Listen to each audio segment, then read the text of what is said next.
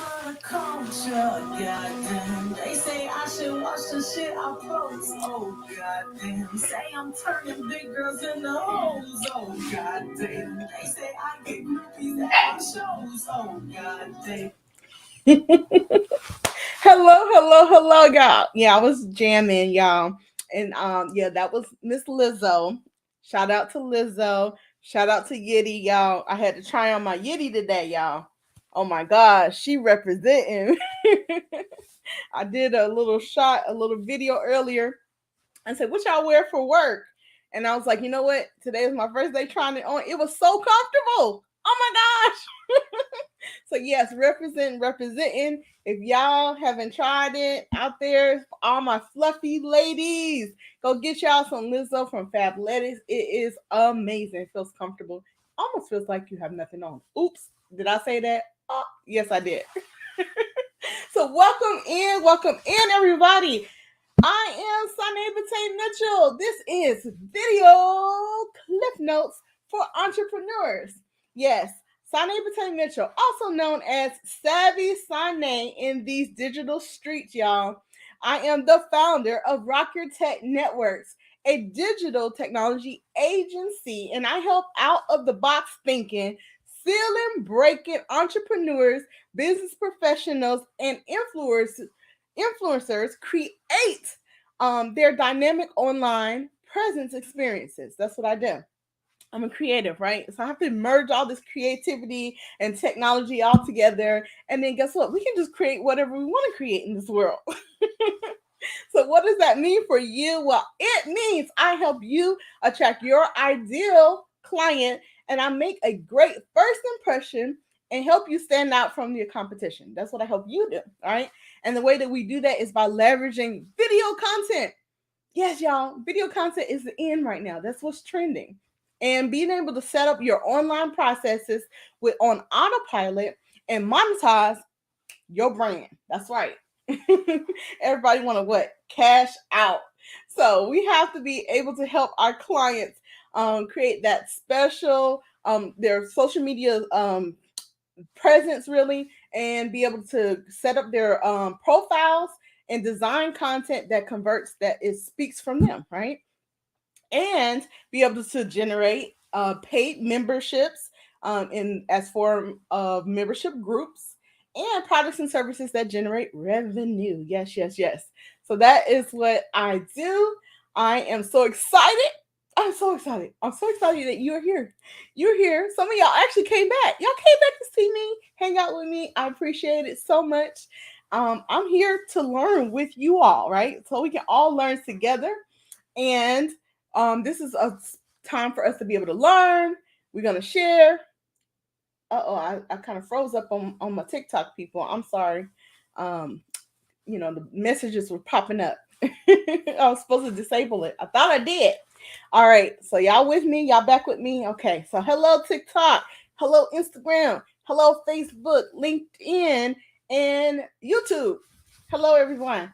So yeah, I said I'm so excited that you're here. You're here to join me. We're here to learn. We're here to share. We're here to grow. We're here to gain with video cliff notes for entrepreneurs. So today we're going to be talking about um, our new book that we just started, which is Start with Why by Simon Sinek. Okay, but before we get in there, we're going to go over our little digital street rules. Yes, yes. So if this is your first time, please don't make it your last. I want y'all to come back, hang out with me again, right? And so we want to be able to also build our digital street life community. That's what I'm here to do. We all in this together. And this is for, like I said, my creatives who are down for the cause, whatever your cause is, right? And if you have any questions, y'all drop them in the comments. But listen, keep it cute, keep it classy, but always keep it real. Because I will block the bots and I will block the gremlins that try to sneak up in here, okay? We love positive vibes and energy. And this is for my girl Shirley Ann over there on Instagram. Up in here, up in here. So also, if you know at least 7, that's my favorite number. So I'm going to say 7. If you know 7 entrepreneurs out here, business professionals, or other influencers out here that need this information, please go ahead, tag them, share this live out, or if they're not available, y'all, guess what? I come back on the replays. Can y'all believe that? They let me come back again and again. Go figure. But yeah, so I am coming back to you all through the replays. So if you are happening to join in during the replays, then I still want to know what your thought is. If you have questions, you have comments, I'm going to show you that love as well, even if you're coming back. So, yes, now that we got all those rules out of the way, we can get started. So, on today's video cliff notes, we are talking about Start with Why by Sinek. And we're kind of, you know what, we were in chapter 2. But y'all, I kind of went a little bit longer yesterday, and I didn't really get to finish chapter 2. And chapter 2 was really deep. Like, it's so deep, like, Sinek, he got a little gangster. Like he got real. He got in it. Like he was calling some people out. And I was like, oh, even if you're not guilty, it's like you looking like, is he talking about me? But yes, y'all. So we're gonna have to dip back a little bit back into chapter 2 before we move into chapter 3, y'all, because it was some deep stuff in there. Man, because yesterday, I don't know if we were talking about aspirations and manipulations and how like it's all in our culture. Like our whole culture is just surrounded by just manipulations. And I'm like, oh my gosh. Like he was right. I was like, yes. Just thinking about like everywhere we go, people are like, hey, if you do this for me, I do that for you. That's manipulation, right? We've been doing it, but they said we've been doing it since we were a child. Ever since we were a child, what do we do? If we had a cookie or a piece of candy, we went up, hey, I'll give you some cookie or a piece of candy if you be my friend. Like we learned this stuff real early. Unfortunately, it's a part of our everyday life. It's a part of jobs. It's a part of business culture. Like everywhere we turn, it really is based on that. But that is, I'll say the downside, right? Of that, we have to kind of accept, that's a part of life, right? In our businesses. But the thing is, there can be also other leaders, right? In leadership positions that drive on inspiration. And so we're going to talk a little bit about that. But I love how, how like they always say, people come on here and they talk all about the good stuff that happened in their life. Nobody want to talk about the real stuff, right? How long did it really take you to get to where you got to go?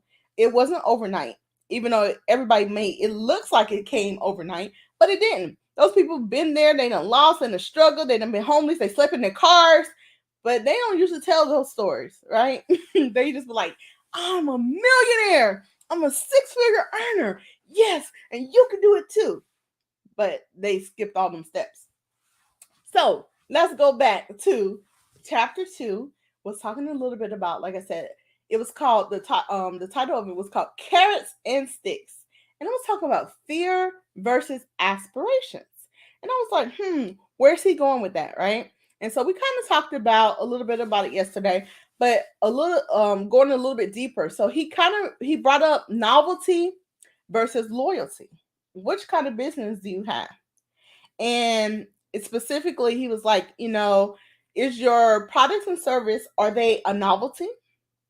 Like you just create them out of the blue just because you need to drive sales and create transactions, or do you really build things for people to truly like grow from them or have a usage and really like own it, and that's what creates that loyalty. And I was like, where is he about to go with this? And so, he actually used, or the first one of the stories he used was Motorola. So y'all remember Motorola? Motorola had one of the first biggest, I guess, raving phones, right? If young people, y'all might not know about this, but when we were first introduced, like the cell phones that we could actually carry around every day, they happened like the best one that came out. Y'all remember what it was? Anybody? Drop it in the chat if y'all remember the phone that Motorola came out with. And they came out with colors. I had a pink one. Matter of fact, I still think I have my pink one in the other room, y'all. I'm gonna have to, if I can find it, I'm gonna post a picture and post it on a post that, if I find it. But yes, do y'all remember that phone that came out? Well, if y'all don't remember, it was called the Razor. Y'all remember that phone now? A flip phone. Like everybody was crazy about the Razor, right? They did so well. They still, I think, came out as one of the top cell phone companies during that time, as far as that generates so much money in that given time, all because of that one phone, right? But the thing is, over time, they lost their sales. Why? Because they didn't have the next new thing. At the time, it was the novelty. It was a novelty item. But we look back and we say, well, let's compare other cell phone companies. Now, see, I used to be with Sprint. I was actually one of the loyal members with Sprint. I was with Sprint. I still got my original number, y'all, from the very first time I got my cell phone. I ain't never had to change it. I don't have to do all of that. I'm not running from nobody. Hey, so you still got my number from 20 years ago. It's still the same number. But I was so loyal to Sprint, man. They used to reward me too. By me being loyal to them, they was loyal to me. So like every year, I would get like a new upgrade on the phone. I would get these new plans, and then all of a sudden they acted up. They start acting funny. You know how like when you dating somebody and they just start acting up? Yeah, they started acting up on me. They didn't do the same thing they used to do. Nope. They didn't treat me the same. And I was like, what's going on? Why are you acting funny up in here? And I called them, they would give me some yin yang yang yang yang something. I don't know what they was talking about. But it wasn't nothing that I wanted to hear because I was like, you saying all this stuff, but this is not what you used to do for me. You didn't where's the stuff you used to give me? Where's my phone? Where's my free phone? Where's my new plan? They're like, oh well, we only give that now to the new people. Oh really? So it's the new people that get all of the love. I don't get no love no more. And I've been loyal to you for 20 years. So y'all, I had to separate. I had to let them go. Yeah. So that's where, other companies are like that too. See, they switched up on me. They went from being a loyalty type of company, right? Into being a novelty. They was like, you know what? We want to go after the money now. We know we know we got these people that's been with us and loyal to us, but we need to we just gonna go after the bag. We're gonna switch up, and that's what they did. And think about how many companies are structured like that. They're not really built for the people who are there for longevity. They're built for the people who are just gonna come in and out because they're chasing this bag. Who wanted to be chasing the bag? I mean, hey, it works though. That's the thing. And that's what Simon Sinek pointed out. He's like, listen, it's an evolving type of door. He's like, you're gonna keep chasing that bag over and over again. And it's just nothing that you can get out of. Like once you create that novelty item, you're gonna have to keep being innovative and coming up with the next new thing just to keep people staying there because you haven't built anything else around your business or your brand that's going to actually keep them there. So it's like, what kind of business are you building? Are you building a business where you can get loyalty, where people are going to keep coming back over and over and over again? Are y'all? What are y'all building? And so, even that, it really goes back to, okay, the question is start with why, right? And so in chapter two, yesterday, we were talking about how most companies don't even know why their employees are their employees or why their customers are their customers, right? What they end up doing is they know what they do very well. Everybody knows what you do. And they said they may know how they do it, but it's very few that actually know why they do what they do. And even for me, a lot of times in tech, right, I get these tech projects and contracts and where I have to go into multiple sites. And even today, I was sitting back, and so I'm gonna return back to that in just a second. But I was kind of doing some thinking as I was reading this, and I was like, you know what? I've been doing IT and in and out of companies for about 16 years. So when it comes to understanding the point of the sale, I'm very well, I'll say,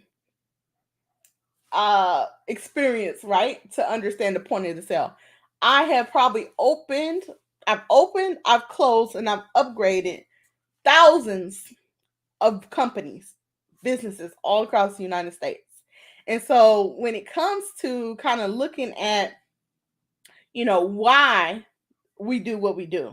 A lot of times on the projects and stuff I go on, and I'm meeting up with the management, CEOs, and sometimes they're not even told why. They're like, we know. Some of them don't even know I was coming. So that's a whole nother situation, right? And then they're like, well, we know you were coming, or some of them that didn't know, they were like, well, we know you were coming, but we don't even know why you're here. Like they don't even tell sometimes the people why I'm there to even upgrade their systems. And they're like, well, what's the point? We've been working, I didn't know it was a problem. Why are you here? And I'm like, well, you listen, I'm here because number one, either it's a part of your policy where every 3 to 5 years, most companies have an upgrade in their systems. So somebody has to come out and change everything out, from cash registers to the servers to even sometimes the networking devices, computers, even when you talk about what these are called peripherals, your keyboard and mouse. How many times y'all done drop your crumbs and your drinks in there? They got to get changed out, right? But a lot of people don't understand it. They don't know why. So that goes case in point, right? Is that most people just don't know why. Why do they do what they do? And so, even when we're building now, we have to say, are we building something within our brand and our business, even our personal careers, and are we building something where we really understand why we're doing it? And when we like are just trying to get, followers or get customers, are we just doing it for the transactional purposes? Are we really building something? Are we building a community? Are we building loyalty? And that's one of the reasons why, like for me, I know I move slow, y'all. When it comes to business, people be like, "Why you move so slow? Just do it, just do it." I'm like, no, because I actually care. I care how people feel. I care, the result that I'm going to be able to give them as well. Because it's not just about just that next step, too. It's like, if I really care about them, guess what? I know the very next step as well that they may need. And so that's what builds that trust factor, too. Because if someone can support a customer or a follower with the very next thing, not just what they need right now, but even the next thing, then that is what gives them that trust, right? To know, oh, well, if I come back, guess what? She's going to have, or he's going to have, or they're going to have what I need. And so I think that's what Simon is trying to get to us to understand in this, right? He's just laying down the foundation, y'all. And that was some jabs there, right? So I was like, Simon, are you trying to say, like, he made a point? He was like, most companies are like a quick fix after a quick fix. That's what they're doing. They're fixing something, but they're not really solving anything, right? They're not solving it. They're just doing quick fixes to keep moving and keep getting those transactions. And it was like he mentioned something like about a fiend. He was like, yeah, it's like a fiend. I was like, dang, Simon, you just went in like that. He was like, even think about it. He was like, police use manipulation all the time, right? Because they're not trying to be loyal. Not at all. They're not trying to be loyal. They're trying to get their job done, right? They're trying to solve a crime or a situation that's going on. And so with that, what are they doing? They're usually putting out a reward, a monetary reward, so people will actually talk, right? And turn people in so they can close the case. That's all they care about. So they're not trying to build loyalty. So there are situations where, yeah, your business or your structure may not be meant for you to build loyalty in that, at least in that perspective of what they're trying to do for that particular thing, right? They just want to know where are the whereabouts of this wanted person. right? And so you have to, the other thing is like, at the end of the day, you have to have money to fund your manipulations, right? They have to have money in the fund to be able to give out for people to be able to turn people in. So in a way, I was like, dang, that mean they're like a sugar daddy. Right? They got to keep giving out money to get what they want, you know? I was like, oh, okay, Simon. So yeah, Simon went in on chapter 2. That was chapter 2 going into chapter 3. He done stripped us down. We out there now. And so now we got to figure out, okay, well now, how are we supposed to build this up? How do we get to this why, right? So in chapter 3, it's called the Golden Circle. And it talks about now moving into how some leaders, how they achieve influence. And this is where I mentioned a little bit about it yesterday about how he mentioned about Martin Luther King, right? How do you create a movement that changes a nation? And he also mentioned about even John F. Kennedy. He had that challenge to put a man on the moon, and it was even still in pursuit after he died, right? So it's what really defines these great leaders. And he mentioned order and predictability. That's where this is a thing, or I guess his little the golden circle. That's what it's about. It's about order and being predictable, right? And how to be able to inspire action instead of manipulating people to act. Did y'all hear me? Did y'all catch that? How to inspire action instead of manipulating people to act. And so that's the biggest difference as far as the why, how we can become this a loyal company, versus just someone just chasing after these transactions. And it starts with leadership. And they not only that, they said it starts within, right? So we have to be able to get this idea that we can create a change and we can shape what we want to be able to shape within our personal brand, our careers, but it has to start within. And we got to figure out now how we can start it with that why. Because they say every single leader knows why they do what they do. And so that's where I'm challenging everybody. Start to think, why do you do what you do? Right? Because when you start to really understand why you do what you do, this is how they say it can shape our leadership. It can shape our corporate culture. It can shape our government, right? It can shape product development. It can shape sales. It can shape marketing. It can shape hiring. It can shape everything. And so, what they said, most people in organizations, they know, like I said, what they do. They can explain their job, their duties, their roles. They can explain the products and services, but and they might even know how they do it, but then they don't know why. But if you ever notice, all inspired leaders and companies know why they do what they do. So, in conclusion, I'm gonna wrap this up, y'all. Y'all know I don't try to keep y'all along, but yes. So in chapter 3 that we're moving into and finishing up, we'll finish it up because it gets a lot deeper. He does talk about the importance of understanding our why, right? Why we do what we do. And then he offers insights on how to find and define your own why. So we're getting to that point now, as well as some tips on sharing it with others in order to inspire them. And that's why I'm here. Why we have video cliff notes for entrepreneurs is for us to be able to share the knowledge, right? The tips, the tools, the resources, and for us to be able to be inspired and be able to learn what we need to learn to take action and make it happen. So whether you're just starting out or you've been running a successful business or not, then definitely this chapter is for all of us, right? This is for all of us. So I want y'all to tune in to our next day of video cliff notes for entrepreneurs, and really, like I said, start thinking about, yes, your homework.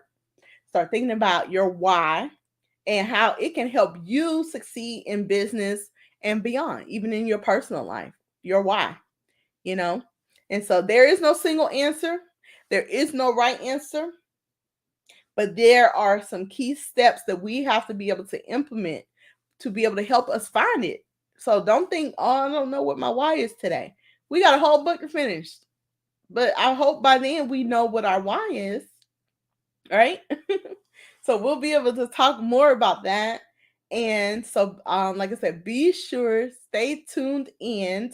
And I thank you all for watching today, for joining me, and for sharing your tips, your comments, and also drop your name, your state, your city, your country if you connecting from somewhere else, and your business. If you're an influencer, drop your page, drop what you're sharing, what your message is. If you're a nonprofit, drop your organization.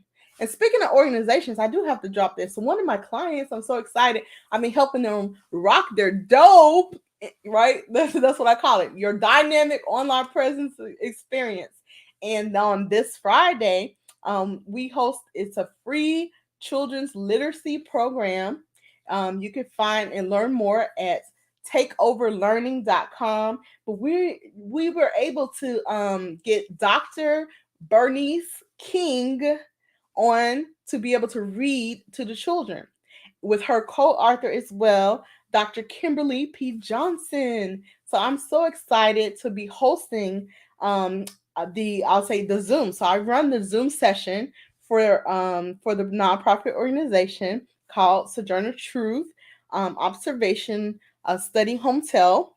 They've been around for like 30 something years um, as an educational advocacy organization. So if you all can, if you know any children, any educators, please feel free to share that out. It's called takeoverlearning.com. Have them register and join in and read with Dr. Bernice King and Dr. Kimberly Johnson and the children of where they're called the raving readers. That's what the children are called. Their grandparents, parents, and the children. The whole family's invited. So thank you all for joining in. Like I said, I appreciate all of your insight. And be sure to check out any of the past episodes of Video Cliff Notes for Entrepreneurs for more content like this, for helpful tips and tools to be able to start, grow, and scale your business. And don't forget to share this video with your friends and followers if you found it useful. So you know what time it is. It's time to end. I'm sending y'all my kisses. As you know, I keep it savagely savvy and simple so that you can rock your tech and rock your biz with confidence. So thank y'all again for joining us and see you later.